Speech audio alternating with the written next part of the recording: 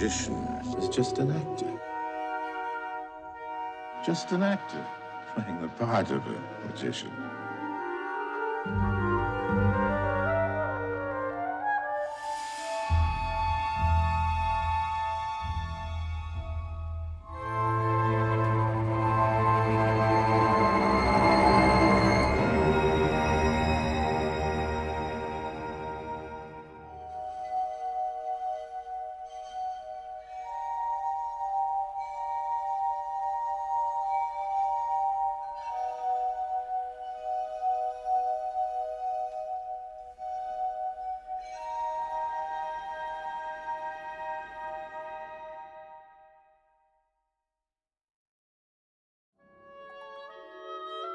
You know, one sunny morning in Kenosha, a chubby little one, you know.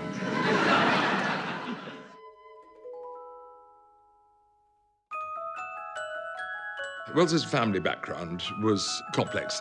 His parents broke up when he was about 7, and his mother and he moved to Chicago.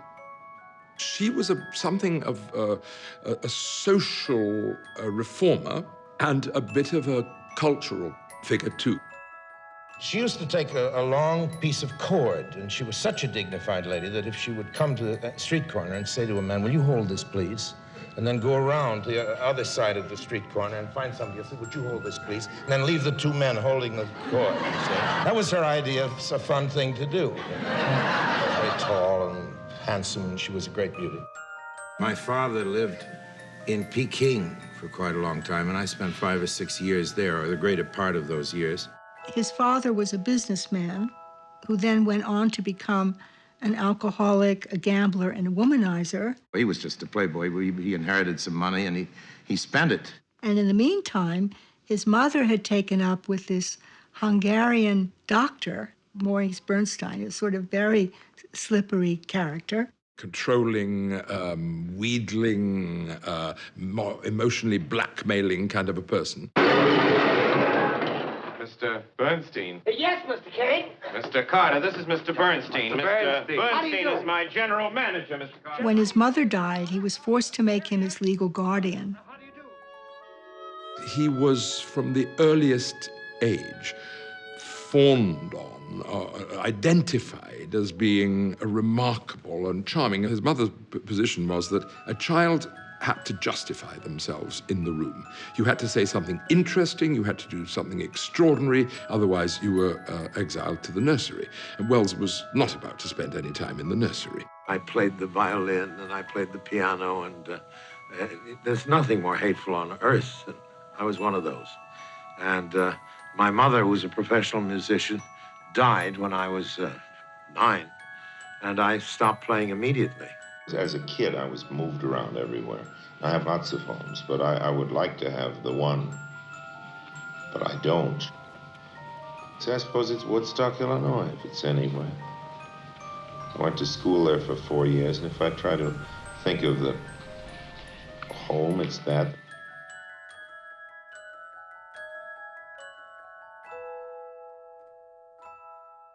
I think the most exciting thing that ever happened in Skipper's life was the arrival of Orson Welles at his school, because he had never seen such a prodigy. The kids, of course, hated him. I must have been intolerable as a child. He didn't want to do anything. He couldn't play athletics. He just was not athletic. He was overweight, even as a kid. Skipper said, "Okay, what we'll do is have him do what he wants, which is the theater." I played Mary, the Mother of Jesus, at the age of 13. Yes, very good in drag.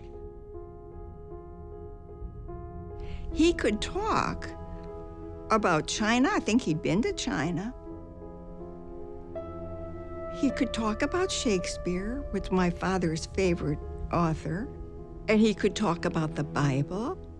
At 11, he could do all this. It's like Mozart playing music at 4 years old. You can't believe it happens, but it does happen. But he was, without a doubt, the only person I know who had absolutely no empathetic skills. I told him just what I thought about him. He looked at me. Joanne, everybody has their little idiosyncrasy. This was a very unusual boy.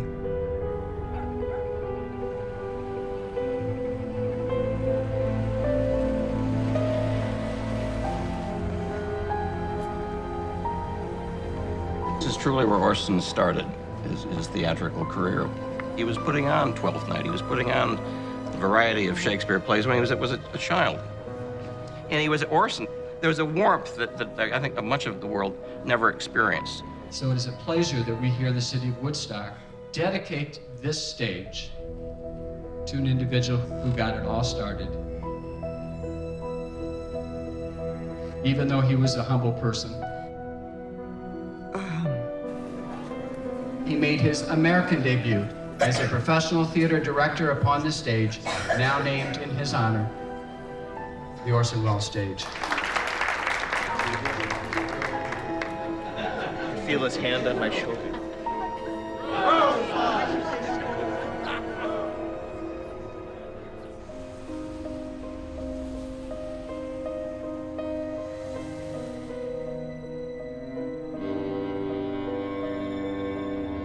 He did a sort of deal with Dr. Bernstein that he would go to university, but that they would let him go to Ireland on a painting holiday. That was what he pretended he wanted. I'd come to Ireland and found myself in Dublin without what are technically referred to as financial resources. Well, I had a few shillings, but I blew those on a good dinner and a ticket to the theater. The theater was the gate. I was 16 years old. My career, as you might say, was at the crossroads. I saw this brilliant, not necessarily an actor, but a brilliant creature of 16 telling us he was 19 and telling us he'd had lots of experience, which was obvious to us he'd had none at all. And just as for the fun of it, I'd like to stay with them and play a few leading roles. They were nice enough to pretend they were fooled, and they were desperate enough for actors. They gave me a star part. I began as a star. And I've been working my way down slowly ever since. Parts got smaller and smaller and smaller, and eventually Wells, after about 9 months, left and via London, perhaps, we're not sure about that, went back to America.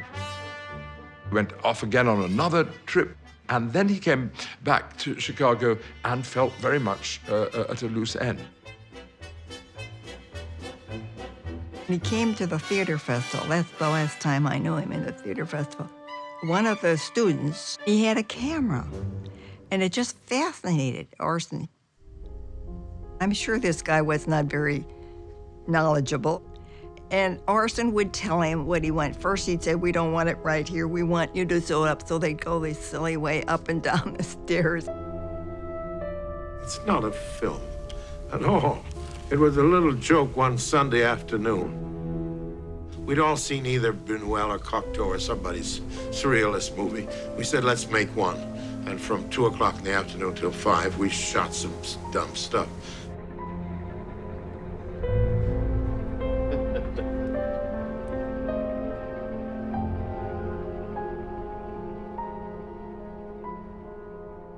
My father was married 3 times. I was his oldest daughter. He had a daughter by each of his 3 wives. My half-sister Rebecca, she was Rita Hayworth's daughter. And then Beatrice was the youngest daughter by Paolo Mori, who was an Italian countess. He was not really a family man, you know? That's not where his head was. His head was entirely in his work, and I think having wives and daughters was actually an encumbrance for him.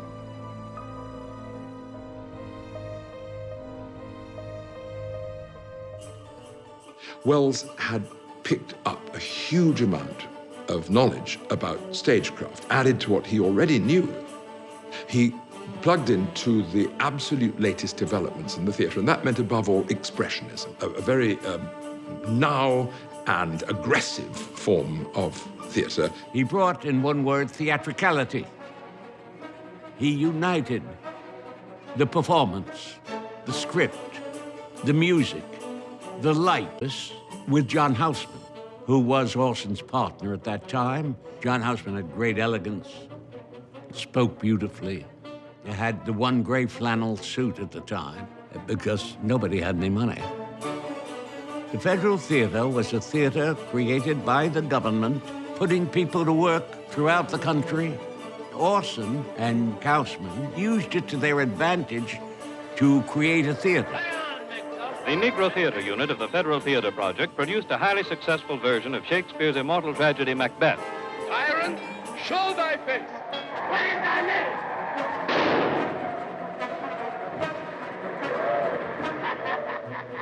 My name's Macbeth. There were so many curtain calls that finally they left this curtain open. The audience came up on the stage. And that was magical. There was thunderous reaction to it in the audience. Thunderous. Except for one critic, very fine critic, Percy Hammond. There were two voodoo companies, and they were going boom, boom, boom, boom. Percy Hammond, boom, boom. Percy Hammond died 3 days later. No, sorry. That was rude. I beg your pardon. We all left the Federal Theater at a given point. Houseman and Wells left because they weren't allowed to do Cradle of Rock. They formed the Mercury Theater. In a single year, the first in the life of the Mercury Theater, Orson Welles has come to be the most famous name of our time in American drama. Time magazine declares, the brightest moon that has risen over Broadway in years. He was ruthless, tough, disciplined. We just worked all the time. We worked until 2 and 3 o'clock in the morning. I don't think there are rules for any of that. If that's what he needed, if that's when his inspiration came and he thought he would get the best out of his performers. You know, the crazy thing is it might be fine for him, but if they're dragged out of bed and are exhausted, they're slaves then, you know what I mean? Robert Benchley writes in The New Yorker, the production of the Mercury is, I should say, just about perfect. Wells should feel at home in the sky, the only limit which his ambitions recognize.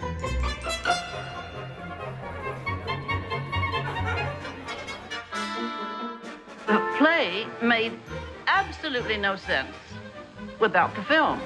The film could not be shown in the theater because there was no real projection booth. He is an arrogant, I am Orson Welles, and every single one of you stands here as an adjunct to my vision. You want a career in the Mercury Theater and in everything else I plan to do? Then remember one simple rule. I own the store. The Columbia Network is proud to give Orson Welles the opportunity to bring to the air those same qualities of vitality and imagination that have made him the most talked-of theatrical director in America today. Good evening, this is Orson Welles, inviting you to listen now to one of the strangest stories ever told. I'd been contributing from my radio salary. I kept putting $1,000 or so every week, and we got all our plays on before anybody else because I was doing radio all day long. You out there, look down, behold! Sound is the first stirring of the infant. Sounds have a romance. Radio was a medium which employed that magic.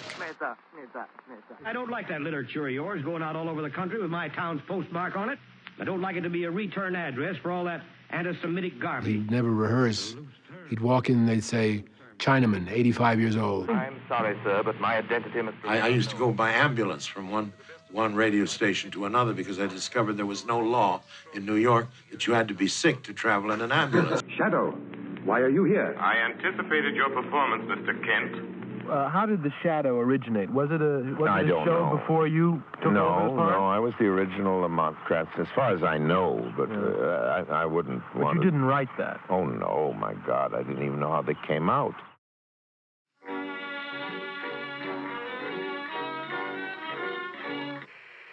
Ladies and gentlemen, we interrupt our program of dance music to bring you a special bulletin from the Intercontinental Radio News.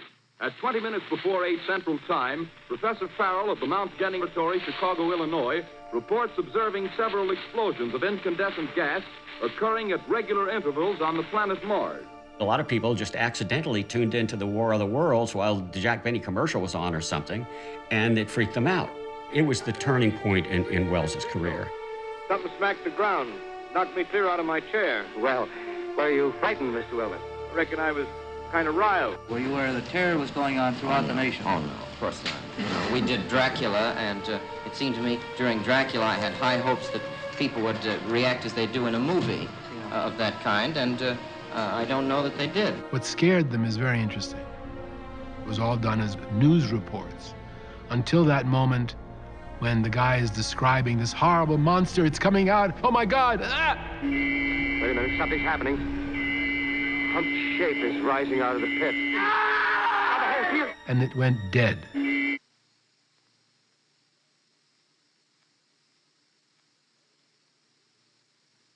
The people in the booth were going, he just held it.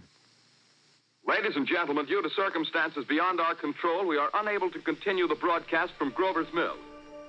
Citizens of the nation, I shall not try to conceal the gravity of the situation that confronts the country, nor the concern of your government in protecting the lives and property of its people. We will have to sit down and think very carefully about future broadcasts. Have you make any specific changes in any programs that were already scheduled, such as next week's, for instance? No. Police were already in the control room during the broadcast, not knowing who to arrest. Flash, country overrun by men from Mars. Millions of Martians are landing in our fields. Strange creatures are dropping from the stratosphere. Men from Mars! Army bombing plane V-843 off Bayonne, New Jersey. Don't you think that somebody here would have been able to gauge the reaction, which in fact has occurred throughout the United States? Well, every radio program tries to be more dramatic than life. Oh, my gosh!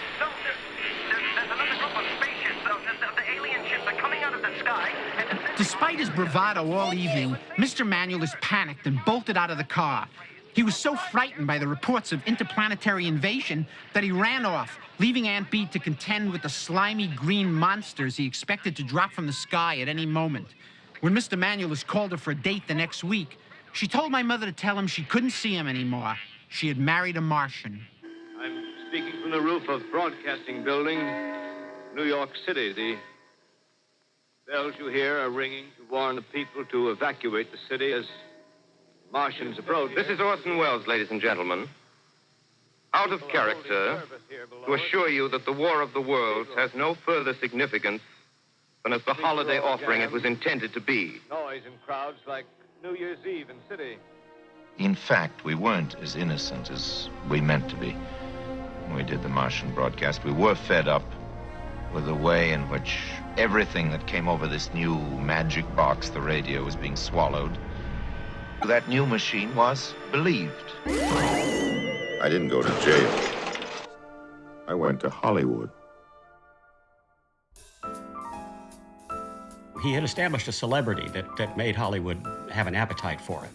He was an extremely successful and ambitious designer of conceptual theater in New York. He had been on the cover of Time magazine. He was an important radio performer, which had made him a worldwide celebrity, and the studios saw that they could make a buck from this.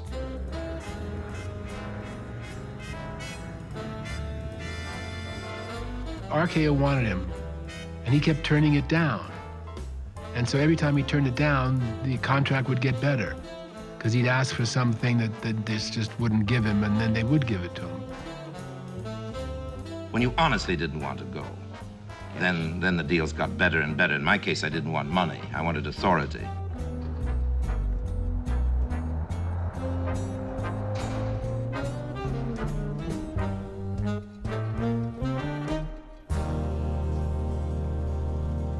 There was this guy with a beard who was going to do it all by himself. You know, I represented the terrible future of what was going to happen to that town. Drums, 1,000 drums. His initial project was an adaptation of Heart of Darkness, which he had done on the radio. Edge of a black and incomprehensible frenzy.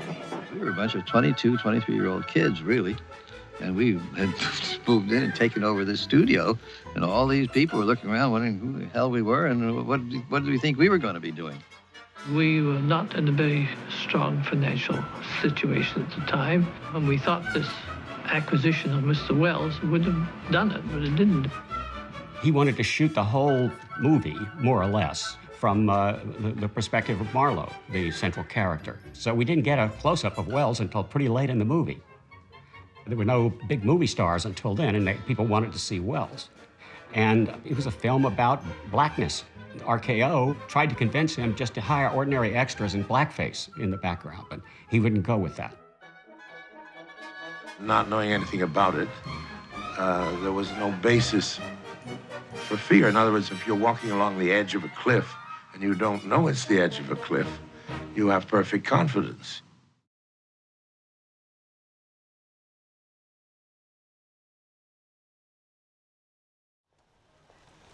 The first day that I directed a film was the first day I had ever been on a movie set. Be careful, Charles. Kane. Pull your muffler around your neck, Charles. Kane, I think we shall have to tell him now. Yes. I'll sign those papers now, Mr. Thatcher. You people seem to forget that I'm the boy's father. It's going to be done exactly the way I've It's told about courage and audacity, and I'm making this my way. We're going to see from 1 inch to infinity in every shot. We're going to see ceilings, and we're going to tell a very convoluted mystery story about a man's life.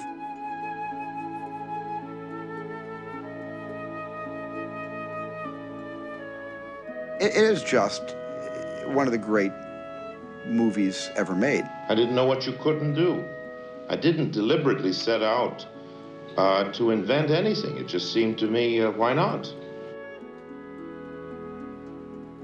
He grasped the medium with such brilliance and enthusiasm. He completely mastered it.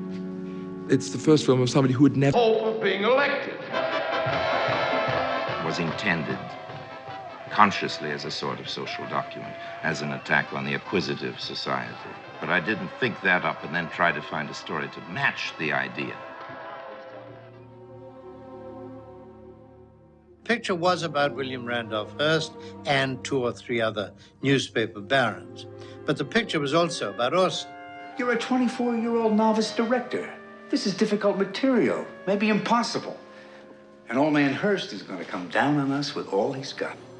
Think of the free publicity. I'll provide the people of this city with a daily paper that will tell all the news honestly. I will also provide That's the second sentence you've started with I. People are going to know who's responsible. Basic script was Herman Mankiewicz script. A great deal of that picture is, in every respect, is Orson's picture. One day in the office, they said, there's a man called Toland waiting to see you. He was, of course, the leading cameraman. He said, I want to make your picture. And I said, well, that's wonderful. Why? I don't know anything about movies. And he says, that's why I want to do it. Well, it was pretty much like my beginnings in the theater. I had the confidence of ignorance.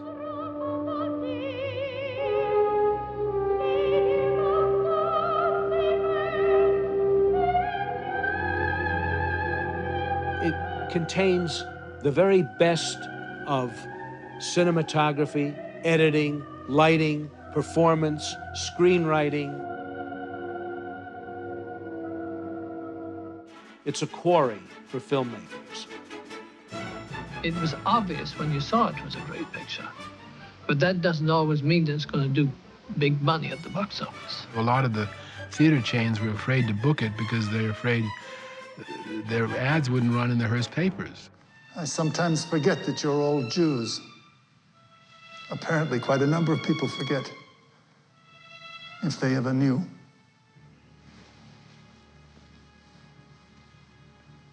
See what you can do about this Citizen Kane picture, will you, Louis?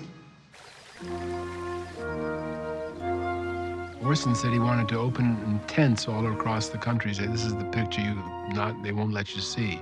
But RKO wouldn't hear about it. In the next 70-something years, it became one of the most admired films ever made. You can see a change in films after Kane. I said, don't you think you had a tremendous influence? He said, not really. He said, they really weren't influenced by anything important. There were just a lot of ceilings and shadows. Many people are going to agree it's just one of the great American experiences in the cinema. I'm ashamed of Rosebud. I think it's the rather tawdry device. It doesn't stand up very well.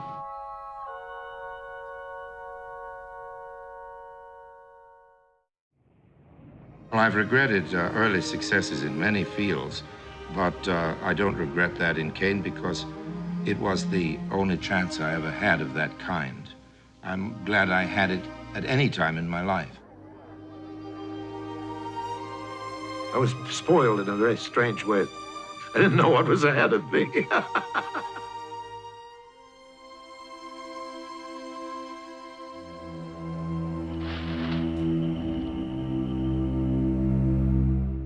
The magnificence of the Ambersons began in 1873. Their splendor lasted throughout all the years that saw their Midland town spread and darken into a city. In that town, in those days, all the women who wore silk or velvet knew all the other women who wore silk or velvet, and everybody knew everybody else's family horse and carriage. One of the reasons he liked Amberson so much was because he wasn't in it. Too slow for us nowadays. Often he was a name that he used for himself in a movie because he was a name actor. As he said to me once, he said, "I don't enjoy acting as much as I should." The real point of Ambersons, everything that is any good in it, is that part of it which was really just a preparation for the decay of the Ambersons. Pride of the town. Hot and cold running water, upstairs and down. I want to look at that automobile carriage of yours, Jean. I'm coming. Fanny, you'll catch I'm going to ride cold. that thing tomorrow. I want to see if it's safe. Good night, Estelle. Good night, Eugene. You'll be ready 10 minutes after 2. No, I won't. Yes, you will. 10 minutes after 2. Yes, I will. Come on, Jack. Get a horse. Get a horse. What happened to them? George. Get excited. A good film, I think, should not be an illustrated, all-talking, all-moving version of a printed work, but should be itself, a thing of itself. George, you tried to swing underneath me and break the fall foam when you went over. I knew you were doing that. It was nice of you. Wasn't much of a fall to speak of. How about that kiss? Hear them sigh, wish to die, and see him wink the other eye at the man who broke the bank at Monte Carlo. About the time Major Amberson dies, the picture starts to become another picture, becomes their picture.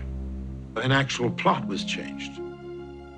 Well, I'm sorry about that because I was involved in all the cuts, but it was one of those circumstances that couldn't be helped. He was in South America making a film for the government to help our war effort and that good neighbor policy we had. The studio was naturally very upset. They had a lot of money in this film and they wanted to get it out. Consequently, we did cut about 25 or 30 minutes of the original film, and we had to make 2 or 3 or 4 new bridge scenes tied together, and there was a new ending shot. How is Georgie? It's going to be all right. Fanny, I wish you could have seen George's face. There's no scene in a hospital, nothing like that ever happened. I can only say that all of us up here did the very best job we could with the problem. As one important critic said, RKO had hired Wells to make them masterpieces, and he delivered a masterpiece, and they didn't like it. The key long scene at the end, which was Aggie Moorehead in a third-rate lodging house, that was the best scene in the picture. That was what the picture was about. It's gone. I was sent to South America by Nelson Rockefeller and Jock Whitney. I was told that it was my patriotic duty to go and spend $1 million shooting the carnival in Rio. They put it to me that it would be a real contribution to inter-American affairs and so on.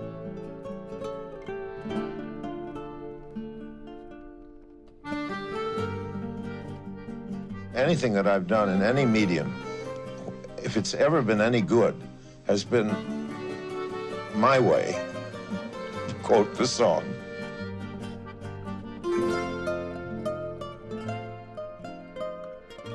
I was in terrible trouble then.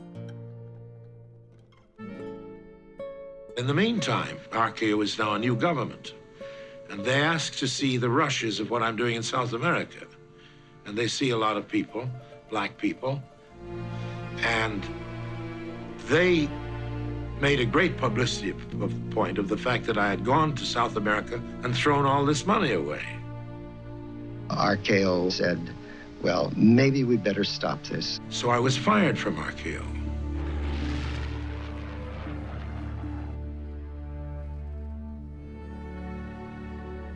And its slogan for that year, printed on every piece of paper that went out from RKO, was showmanship instead of genius.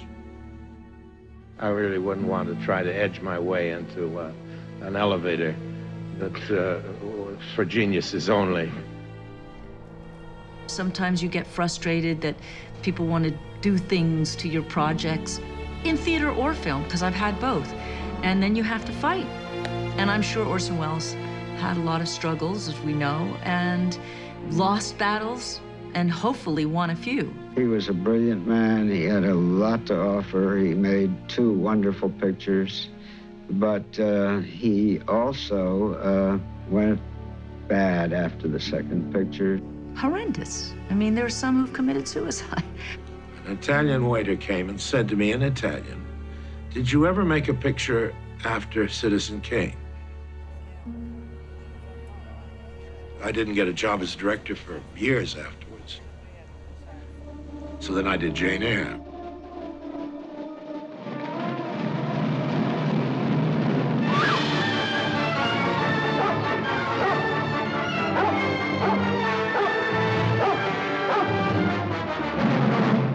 Can I do anything? Stand out of the way. I'm sorry I frightened your horse. Apologies won't mend my ankle. Down, Violet! I was obsessed in my hot youth with the idea that I would not be a star. I was in a position to promote myself as a star. And I should have. I should have gone back to New York and played Hamlet, and as long as it was going, I didn't. I had this idea that I wanted to be known as a director, and that was it.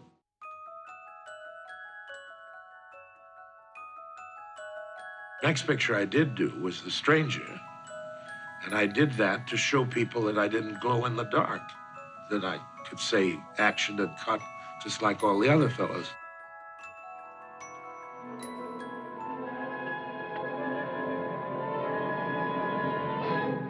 What is it, dear?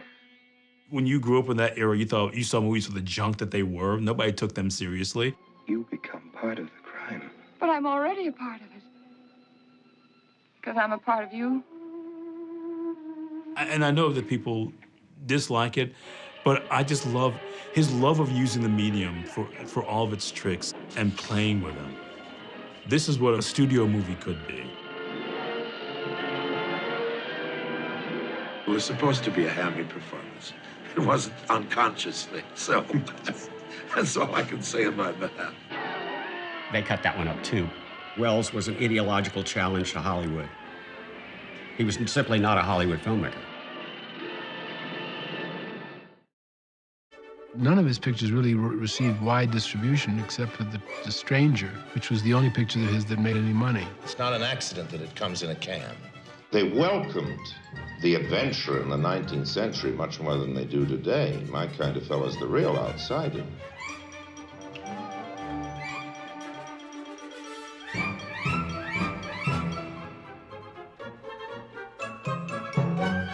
Good evening, everybody. This is Orson Welles, the Mercury Wonder Show, broadcasting tonight from the Air Service Command Training Center at Fresno, California.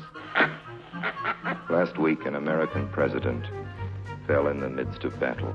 Guess who's taking Jack's place on the program tonight? Who? Orson Welles. That's who. Orson Welles. Costumes were sitting in the railway station, and there was $55,000 to pay for them. And I was trying to think who in Hollywood could send me $55,000 in the next 3 hours. I thought Harry Cohen.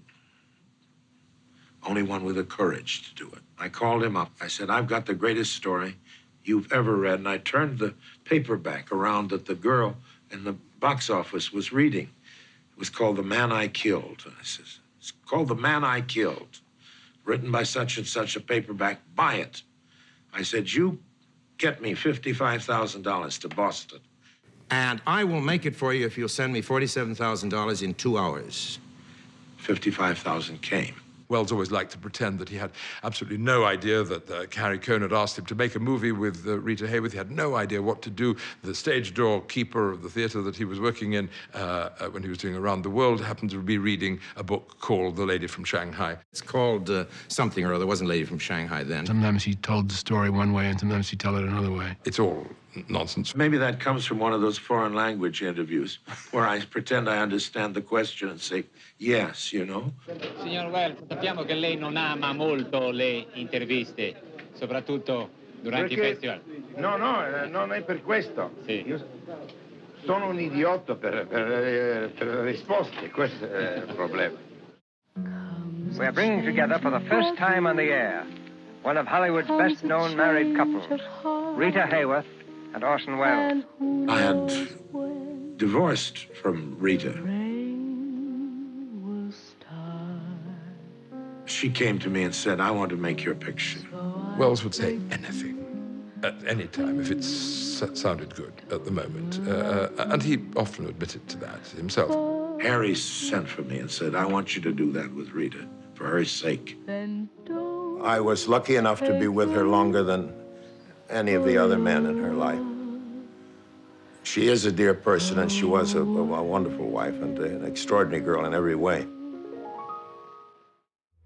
There's been many women, haven't there, Vance? Yes. I think the first sex biologically is the female sex, and there are many creatures in our world who are women and only become male as long as is necessary and then revert to their original and superior condition. You know, I think we're a kind of decoration. I think the basic and essential human is the woman. And all that we're doing is trying to brighten up the place because we've got to try and justify our existence. Look how little we do to keep the race going. I had a marvelous sex life. Is it too personal to ask what age it started at? Well, if I tell you, you won't believe it, so He was notoriously flirtatious with both sexes. He used to love to lie in a bath and do interviews with his associates, which embarrassed some of them and perhaps delighted others, I don't know. I myself have absolutely no evidence that Wells ever had any kind of sexual relationship with a man, but he was very, very conscious that it was something that he could use. It's the business of the director, is to carry on a continual courtship with the people he sticks in front of the lens. And when you deal with stars, you know, real stars, you have to really make love.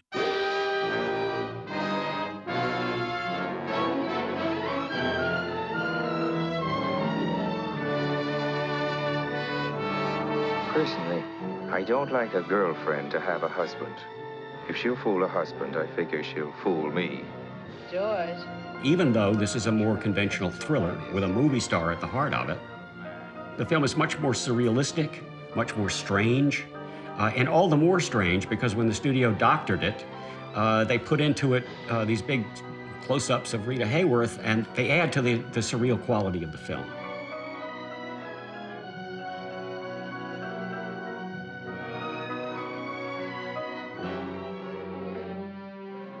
I thought it was me that was crazy. After what I'd been through, anything crazy at all seemed natural. But now, I was sane on one subject, her. I knew about her. And I was the fall guy. He was not afraid of being self-conscious with the camera. He did it with such conviction and with such brilliance that you began to realize, I see the camera moves.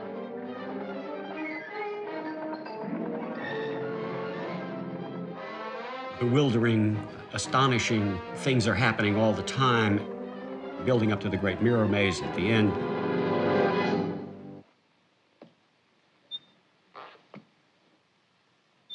I knew I'd find you two together, though you'd be foolish to fire that gun. With these mirrors, it's difficult to tell. You are aiming at me, aren't you? I'm aiming at you, lover. Of course, killing you is killing myself.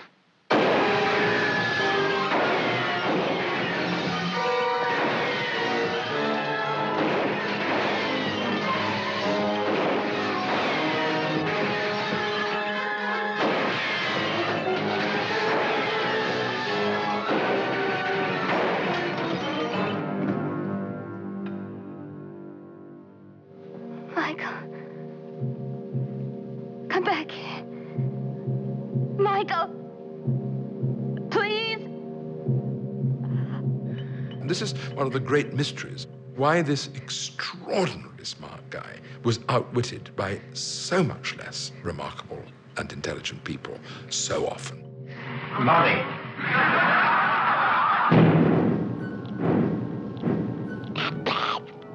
Beware, Macduff. Beware, Macduff.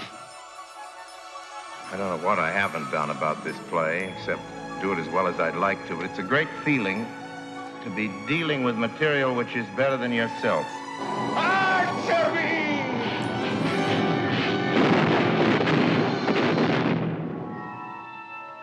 Double, double, toil and trouble, fire burn and cauldron bubble. He had nothing. The sets are bad, but the way that he then had to light them and choreograph the camera and the actors in those sets, it had tremendous power.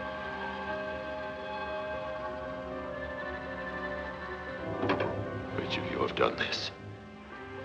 Sometimes when you can do it all, you know, it's like too much ice cream, too many flavors, you can't even make a decision. But how you feel the limitation shows the real artist or not. None of his Shakespeare films were ever really supported by the critics. They complained about the Scottish accents. Knock, knock, never quiet.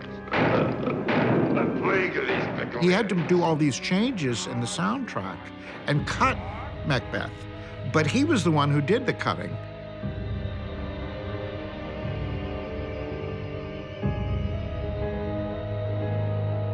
It was a big critical failure. It's the biggest critical failure I ever had.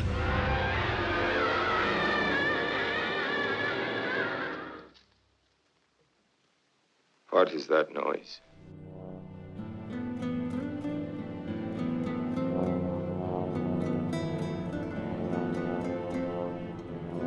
I'm very happy in America, but it happens that America is not as happy with me as I am with it. He was different. He was really doing something so unique to his own imagination. And whether that means his films were successful is a whole different matter. They are successful. Like the fruit pickers, I go where the work is.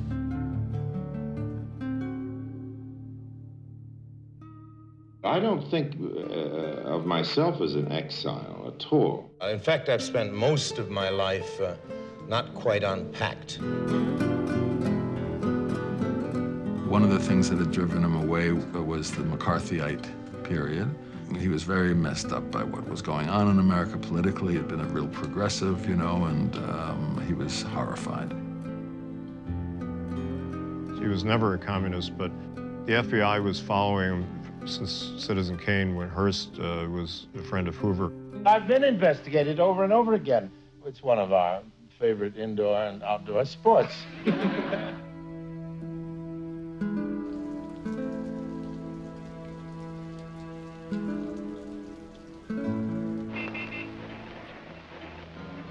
Sonst, was fällt denn Ihnen überhaupt ein? Sind Sie deppert? Ja, Sie meine ich, schauen Sie nicht so blöd. Eine Frechheit ist das, mitten in der Nacht so einen Krawall zu machen. Harry. The most successful thing he was ever part of, commercially, was offered a percentage as part of the deal, but he couldn't afford it because he needed the money, so he would have been a wealthy man. Look down there. Would you really feel any pity if one of those dots stopped moving forever? If I offered you 20,000 pounds for every dot that stopped, would you really, old man, tell me to keep my money? Or would you calculate how many dots you could afford to spare? Free of income tax, old man. What's also kind of interesting and ironic is that Harry Lime, for him, was the most detestable character he ever played, but everybody else loves Harry Lime. I have never in my life seen anything in the same category of hideousness, but I adore him.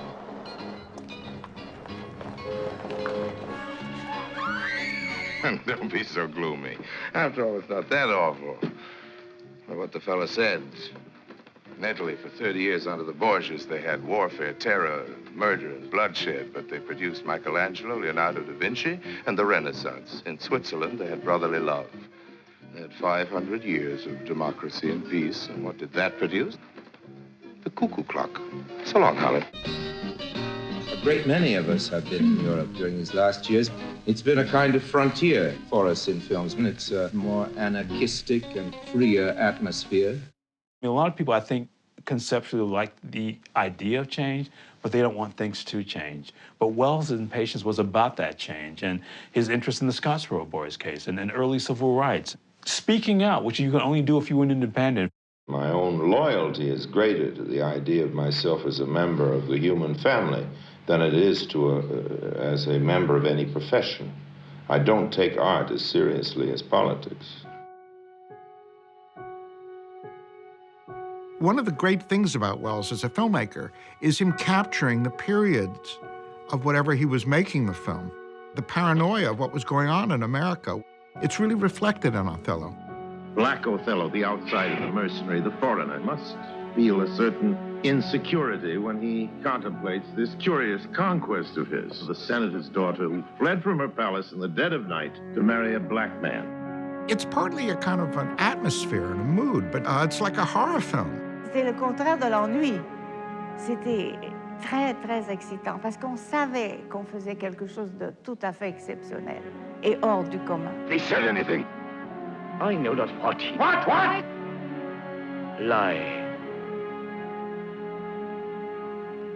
Lie with her? With her. On her. What you will. Came to Mogador on the west coast of Africa to shoot. Got a telegram. Scalera, with whom I had a contract to make the picture, had gone bankrupt. We had no costumes, nothing. That was the big scene of the murder of Rodrigo. And what can you shoot without costumes? And that's a Turkish bath. Nothing was designed, everything had to be found. We had to do it with whatever money I could raise and stop until I raised some more. Now that took almost 4 years. Now there are still people today who say I don't want to hire Welles as a director. It took him 4 years to make Othello. Othello was his own production. However, there are various versions of it. There's his version, and then there's a version that Beatrice redid. Called some friends who were in the business, the movie business, and sort of said, where do you think one could find a negative or whatever's left of Othello? And they ended up finding it in some lab in New Jersey. It really was in perfect condition. They made, I think, a few mistakes.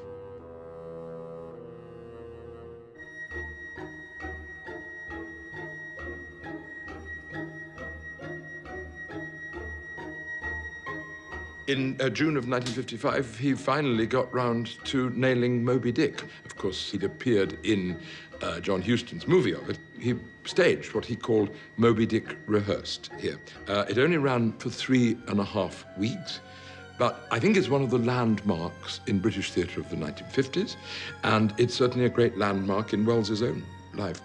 They'd filmed a little bit. The possibility is that it was impounded by the tax people here, that it was lost, that somebody stole it. A very Wellesian episode altogether. Hands off, you tour of mankind! Old Ahab stands alone among the millions of the peopled earth. Nor gods nor men, his neighbors, cut no good. Television was the medium for great freedom and experiment. We started working. Both of us believed that you don't hang on to any idea, but the moment you've had an idea and you begin to try it, that leads to think of something else. And then as I was doing that, turn around, yes, Peter, but what if instead of that, we started with him here and he leapt over to that point? Orson suddenly took off with tremendous passion.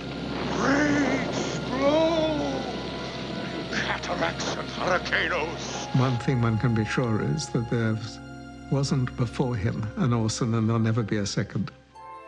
I think I made essentially a mistake in staying in movies because it's the mistake I can't regret because it's like saying I shouldn't have stayed married to that woman, but I did because I love her. In theater, you're in space, and the lighting can focus where you want the audience to look, but in general, the audience can look anywhere they want. The actual complete manipulation of the image is something you can do in film. I can't change this condition of love, but I think I would be better off without it. On December 25th, an aeroplane was sighted off the coast of Barcelona. It was flying empty. This motion picture is a fictionalized reconstruction of the events leading up to the appearance of the empty plane.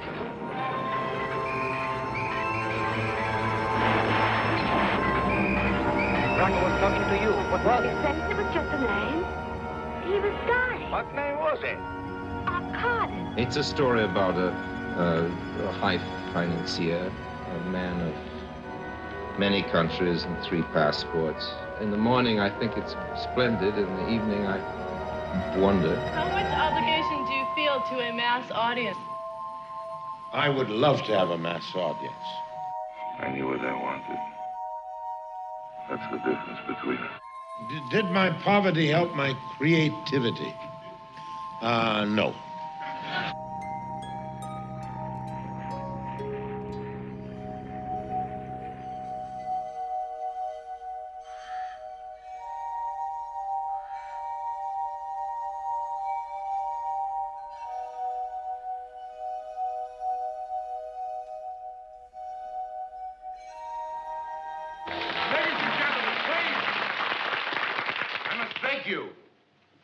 Not to make the slightest sound, as the princess is in a state of trance.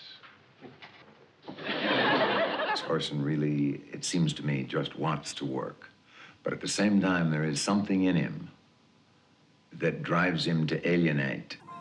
My pleasure. I'm Orson Welles. I'm Edward D. Wood, Jr. What you working on? Well, the financing just fell through for the 3rd time on Don Quixote. I hate when that happens. He had just done a picture for Universal as an actor. They asked him to play the heavy in this thing. He needed the money, so he said, okay. I said, who's going to direct it? And he said, well, we haven't picked a director yet. We have Orson Welles to do the heavy, though. This was on the long-distance phone, and after a static-filled pause, I said, why don't you have him direct it? He's a pretty good director, you know. And the reaction at first was a prolonged silence, as though I had suggested that my mother direct the film. Ed. Yes? Visions are worth fighting for. Why spend your life making someone else's dreams? I said, I'll direct it, but if I also get to write it, every word of it, an entirely new script. They said yes. You won't have any trouble with me. You bet your sweet life I won't. Touch of Evil is, of course, really the story of the decline and fall of Captain Quinlan, Orson's part. He's everything we hate. But he isn't what we hate. It's his method. And it's that ambiguity which gives tension to a story. They loved the rushes. Then they saw a rough cut of it. They were so horrified that they wouldn't let me in the studio. I gave a dinner party not long after I started the picture for all my old producer friends and big star friends, the old Hollywood brigade.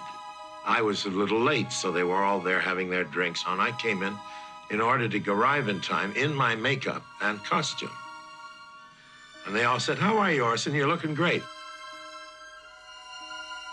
It was too dark for them, too strange.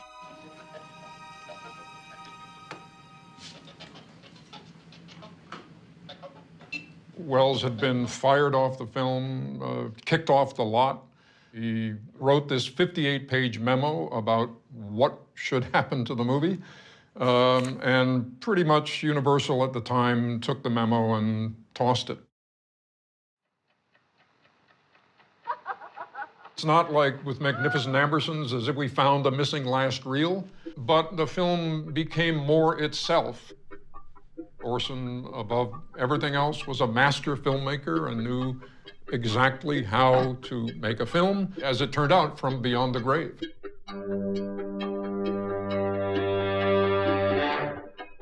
In Welles's memo, he said two things about the opening shot. He didn't want titles over it, and he wanted a montage of different music tracks. At that time, this was seen as a B movie. It was very rare that somebody would not have titles at the beginning of a film in a B movie. So there they are walking through the town, and oop, there's that music, and there's a car. And right now, boom, that car could have blown up. But if there are titles over that, you just know it's not going to blow up. So by removing the titles and having this sort of free-form music, it puts a suspense under this scene that didn't really exist before. He'd spent those years in radio doing exactly this kind of stuff. We did this in American Graffiti, which was the same kind of thing. What we called worldization of the sound, which is to make it sound like it was in the environment in American Graffiti and having it pass by in cars and that sort of thing, Welles had already thought of in Touch of Evil. I think both Walter and I were very charmed by that whole concept, and he's definitely way ahead of all the rest of us.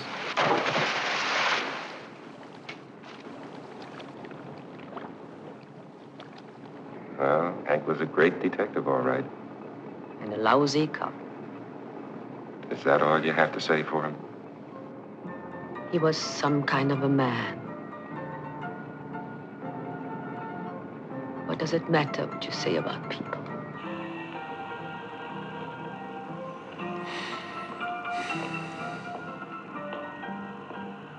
Goodbye, Callow.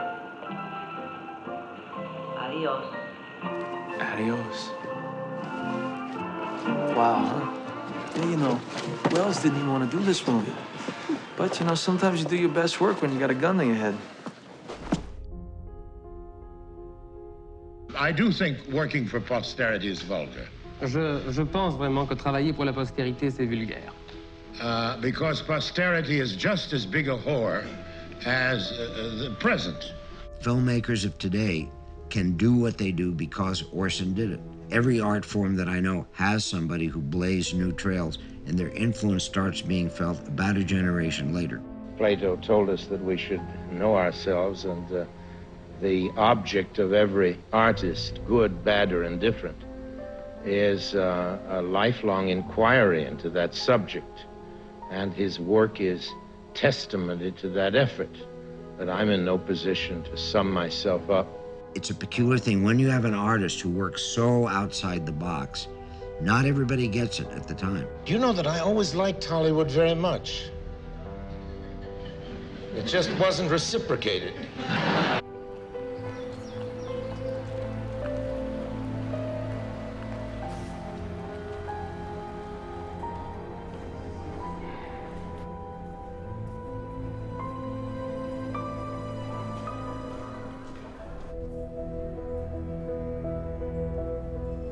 He freed the directors from the kind of static ways they used to have about the way you light, about the way you put your camera, the way you have the setting. I was living in a hotel on Tuileries, pacing up and down in my bedroom, looking out the window. And I'm not such a fool as not to take the moon very seriously. And I saw the moon very large, what we in America call a harvest moon, enormous. And then miraculously, two of them. And on each moon there were numbers, and I realized they were the clock faces of the Gare d'Orsay. And I remembered that the Gare d'Orsay was empty. And at 5:30 in the morning, I went downstairs, got in a cab, crossed the Seine, and entered this empty railway station, where I discovered the world of Kafka. It has been said that the logic of this story is the logic of a dream. Come with me, Mr. Kay.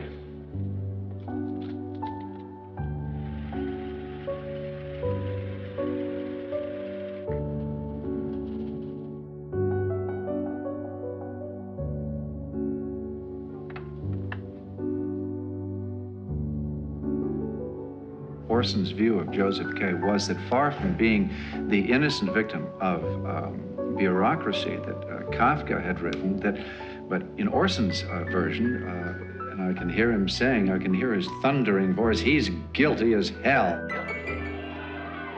He would like this story to make a metaphor about his vision of the world. Speak about how we can feel guilty without being guilty. You came to see me about this case. That's good. I saw it as a European story, full of old European bric-a-brac, with IBM machines lurking in the background. I think it's a major movie, whatever the critics said about it. There really wasn't indie filmmaking in the 40s, 50s, you know, when Welles was doing it. He wasn't happy doing it. He had no choice. There is a new moment in filmmaking. It's not that we're better, the filmmakers, but that the distribution system has broken down a little and the public is more open, more ready for difficult subjects. Imagine what it means for me to have had the chance to make it. Indeed, to have had the chance to work.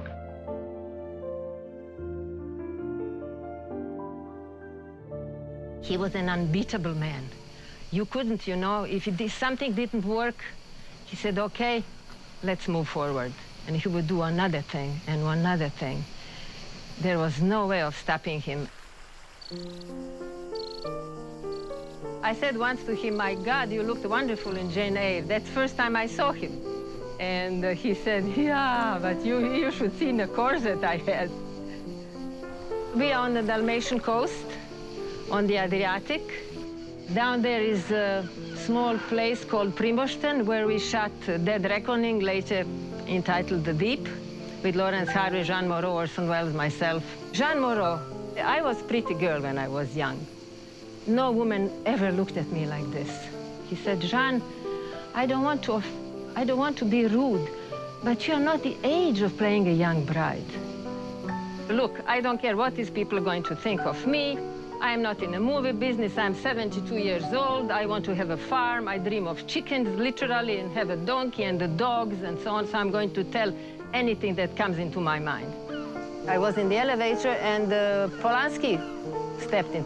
And he said to me, you know, I was thinking of using Orson, but I hear that he's late on the set, that he's difficult. I'm not very sure. I said, if you're not sure, don't engage him. He would have been the happiest man in the world if Geraldine, whatever her name is, came and said, Orson, this is your son, you know? I hear that the guy is very good looking on top of everything. It would be wonderful. They were showing magnificent Ambersons in the middle of the night. I see the light, I go to the living room, and just before I open the door, I see his reflection in a mirror, and I see him crying. And I don't open the door. What's the use to cry? I do cry enough for Orson. I cry too often.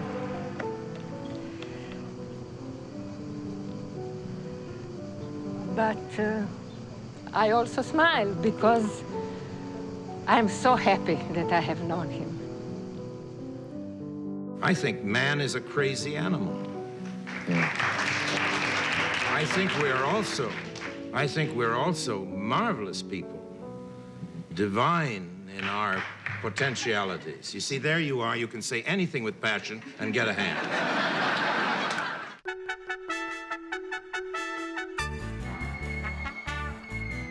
If you're going to try to finance movies and live, you have to earn your money somehow. Any man with a decent regard for human life, and the slightest bit of heart, doesn't understand it. I would have sold my soul to play the Godfather, but I never get those parts offered to me. To 20 million years ago, an ape-like creature inhabited the earth. I'm a king actor, maybe a bad one. They weren't necessarily... To deal with actors. Orson would turn to Mike, as I guess he did to every director, and say things like, "You're really gonna do that shot when you know you're not gonna need it?" Knucklehead fool. You empty-headed yokel! You say, my God, I'm in a scene with Orson Welles. There's an actual piece of film in my life that has Orson Welles in it. I don't want the men to pay any attention to me. Just carry on as usual. Don't pay any attention to that. Just carry on. Will you clam up? Money, money, money. I never concerned myself with these matters. There's this complete sort of self-knowledge and almost the arrogance of an athlete, like the ownership of his body on camera. Before he got to be, you know, the size of a Buick. My salads are a bit complicated. But he would just slice through. Dinner! Ho, dinner! Would you take this away, please, and bring me this steak au poivre? Thanks a lot. When I watched Orson Welles eat, it was like somebody making love to the food. He really loved to eat, and you could see his eyes lit up. When he put a forkful in it, his whole face was like a sunshine. I particularly remember the lunch. There was a marvelous mousse. Any donuts or sweet rolls? And he could describe every dish the way he tasted. Schwarzwälder Torte, Gugelhupf, Burgtheaterlinse, Topfenschnitten, Kaffee-Creme-Torte. Obviously, when you looked at him and said, you know, this is not a guy who is on a diet. Reisel, Würfelkugel und Sachertorte. How sweet it was. Even when he lost some idea of himself physically. Overweight me? The words still had the same kind of precision that his body once had. Oh. Are you going to help me? Have I your support or have I not? No, Your Grace. I'm not going to help you. Then good night, Master Moore.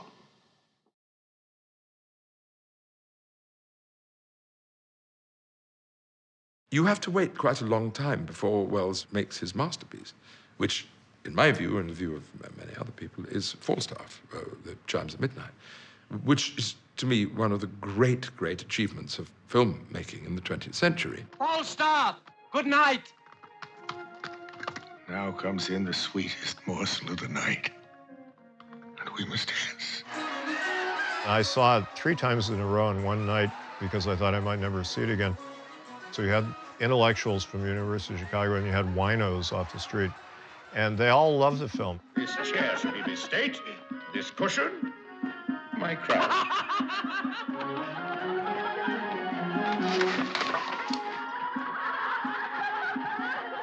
Welles had by now mastered the art of making independent films, of making them in the way that he wanted to make them, in this kind of improvised way. Although he had a script, of course, for it, but he didn't stick very closely to the script, except that, of course, it was Shakespeare's words. What is honor? Here, a trim reckoning. Who hath it? He that died a Wednesday. Doth he feel it? No. 'Tis insensible and yea to the dead. But will it not live with the living? No. Why? Detraction will not suffer it. Therefore, I'll none of it.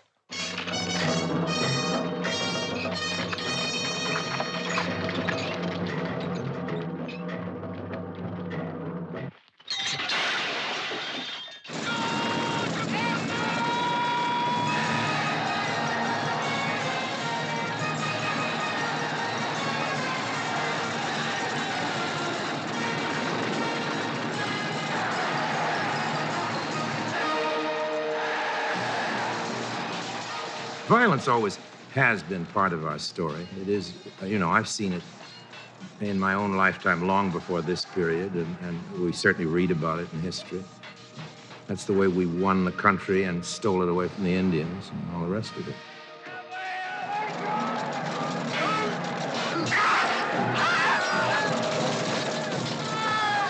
If I wanted to get into heaven on the basis of one movie, That's the one I would offer up, because it is, to me, the least flawed. Let me put it that way.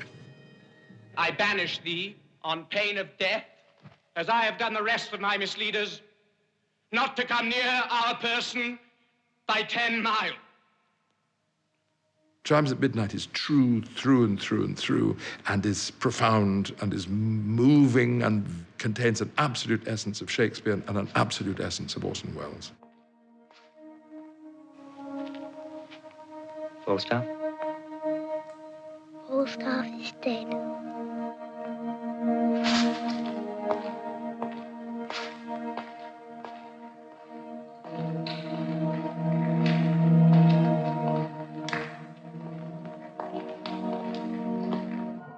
It's human to the core. Jesus, the days that we have seen.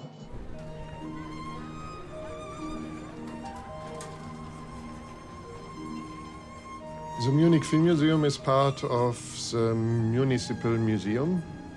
Oya is very much caring to keep the legacy of Orson Welles.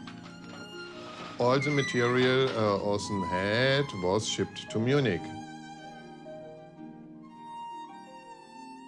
Sometimes I try to imagine Orson having different bedrooms in different motels and hotels, and the doors to this bedroom is locked, and under the bed are hidden, boxes and boxes of film. Who knows? Some believe these films look more amateurish because they are not really Hollywood productions, and the others see him as a hero of the independent filmmaker. The problem is only that few of these films were really finished, that he still was working and working and working on them. Pellegrina's dead. Even the servants think so. I had no chance to say goodbye. Will you do that for me? Everybody who is an intellectual artist starts on many things and sometimes doesn't complete them. Since it's my own little picture that I put my own money on, I don't know why they don't bug authors and say, when are you going to finish Nellie, that novel you started 10 years ago? If the wolf is not really at the door, it's a big temptation to say, well, this isn't my best. I'm going to put it away. A newly wedded couple are here on their small yacht, cruising up the west coast of Africa on their way to the Mediterranean. Out in these waters, they might expect to be very much alone. But there's someone else out there. He said once, I'm not going to call Don Quixote Don Quixote, I'm going to call it when you are going to finish Don Quixote. Stanley Kubrick had projects that he never completed. The difference is Wells actually got footage in the can, as opposed to a number of projects by people in a much better financial position or industry position, never even getting them off the ground. Are you happy when it's all done and cut and goes out to be printed and into the movie houses? No. No, because you always hope you can make it better. I don't think it's at all any failure to want to finish or be a fear of finishing or what. That sounds like some kind of bizarre sexual malady. I don't know why he didn't finish it, and I never asked him. But we have an unbelievable body of work, including the greatest film on Shakespeare, the Falstaff Chimes at Midnight, the short color film Immortal Story, one of the most brilliantly shot films ever. Film after film was phenomenal.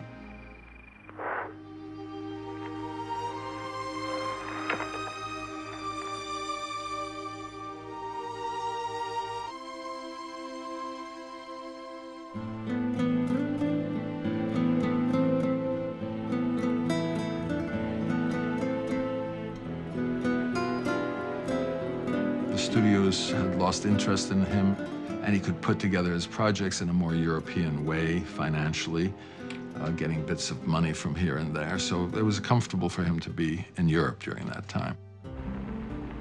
The way I figure is that you've only got so much luck, and it doesn't matter when it happens. And I was incredibly lucky.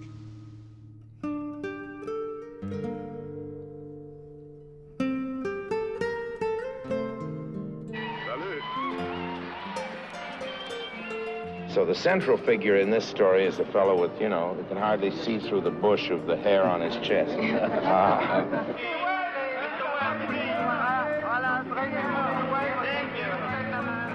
Oh, I'm going to go on being faithful to my girl. I love her. Par rapport à vous, par rapport à votre film Citizen Kane que vous avez fait assez jeune, qu'est-ce qu'il faut faire alors? In school, you should be making movies. À l'école, vous devriez faire des films. Not letting the professor tell you about Eisenstein and D.W. Griffith. Et ne pas avoir un prof qui nous parle d'Eisenstein.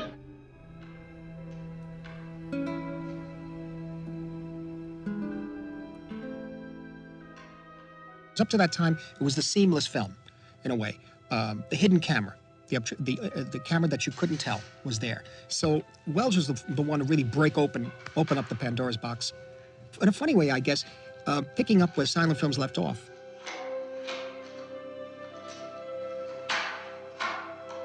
Every single, not just every scene, but every shot has an idea. There's a concept and an idea being executed at every second.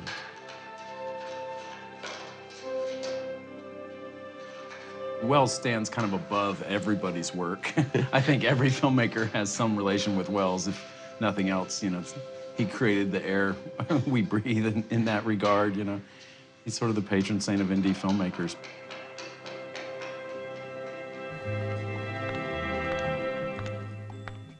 So much what he did came with quotation marks around it. Postmodern. I think about this beginning of a mirror on a mirror effect. It was a pretty queer experience to start making yet another movie with a storyline rotten with coincidence. For instance, that the author of Fake, a book about a faker, was himself a faker and the author of a fake to end all fakes. During the next hour, everything you'll hear from us is really true and based on solid facts. Not only are we aware of the edits as they go by, but he's showing the editing process at the same time. It's like watching a talented juggler do his job. This is a film about trickery, fraud, about lies.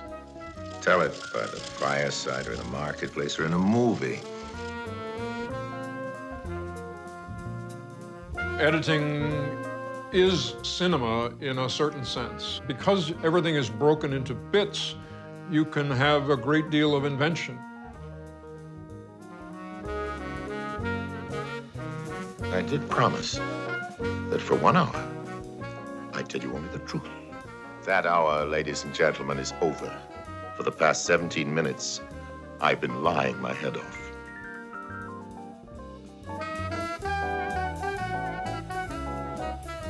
That kind of self-awareness is great for art. He's part of that movement that includes Picasso and Duke Ellington, all those artists who were aware in a way that artists had not been before. Our works are spared, some of them for a few decades or a millennium or two. The treasures and the fakes. Our songs will all be silenced. But what of it? Go on singing.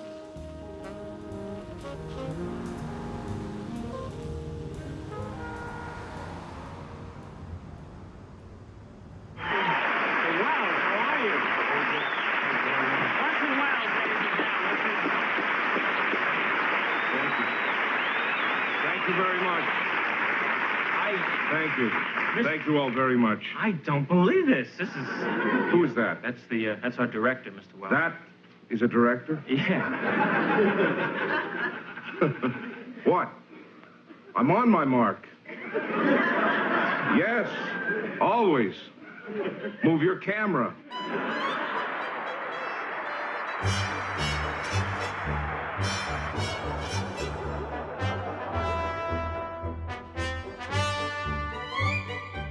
He came back in the late 60s.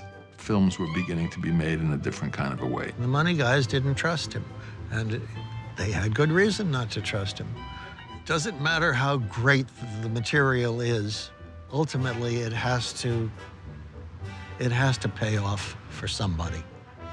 We will sell no wine before it's time. We know a little place in the American far west where Charlie Briggs chops up the finest prairie-fed beef and tastes. This is a lot of shit, you know that. Come on, fellas, you're losing your head. They all wanted to meet him. They all wanted to have lunch with him. They all celebrated him.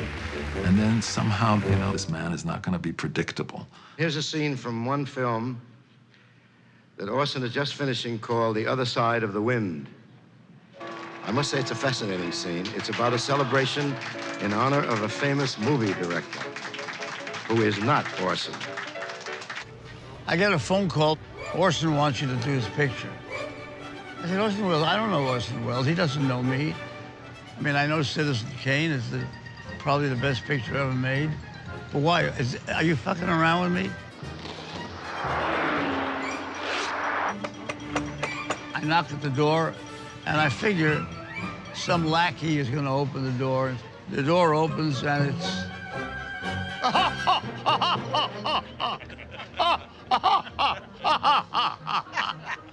Paul Mazursky, come on in. I'm making a film called The Other Side of the Wind. We're going to shoot it without a script. We're going to make the picture as though it were a documentary. The actors are going to be improvising. He started in 1970, and he worked on through his passing in 85. I never saw Orson sleep. It was a stop-and-start situation.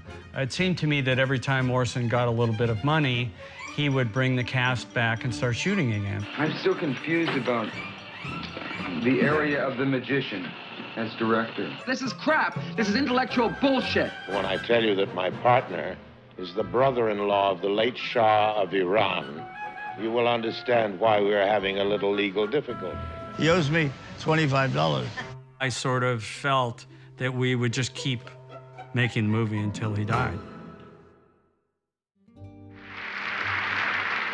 Let us raise our cups, then, standing as some of us do on opposite ends of the river, and drink together to what really matters to us all, to our crazy and beloved profession, to the movies, to good movies, to every possible kind. There is this terrible consolation of being 40 years ahead of your time. I wish I'd be on time sometimes. The night he won the Oscar, the special Oscar, and he had asked John Huston to pick it up for him. Genius is a word that must be used very sparingly, especially in this world of films. He said, well, I'm not going to go. I said, why not? He said, they're not going to get that out of me. On my way back to Ireland, I'll stop in Spain and give him this. We were sitting at the Beverly Hills Hotel watching the Oscars. And Orson says, yeah, come on right over, John. You celebrated a big birthday, didn't you? I didn't celebrate it, I just had it. I used to pretend it was my birthday when I took a girl out to dinner. And then I'd have the waiter bring a cake in and sing happy birthday, and I'd use that as an excuse to extend the evening. I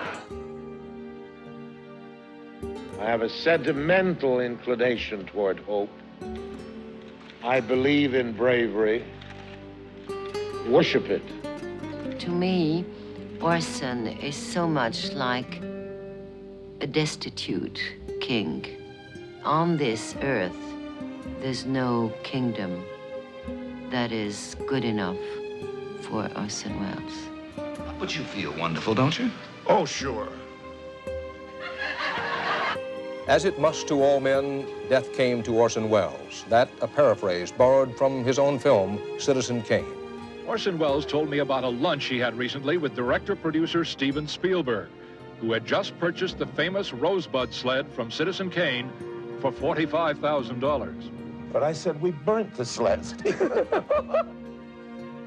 That's why we enjoy life, is that we know it's got to end. Orson Welles was 70.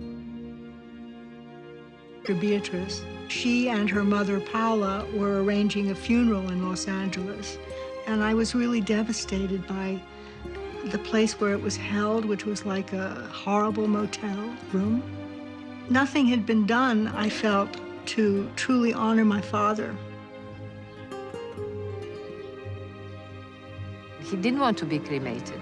He said, I took so much from this earth, I should give it back, at least something. And they didn't do it.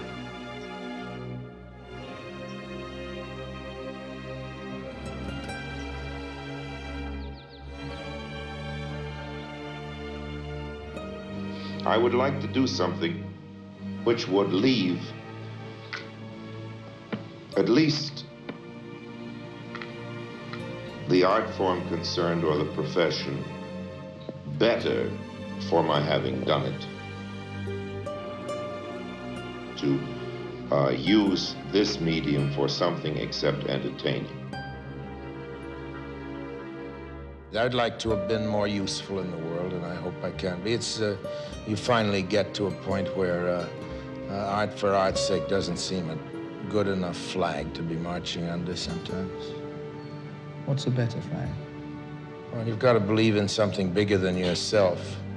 We run out of film. You had me. I must. I had me riveted. I love it. Don't cut a word out.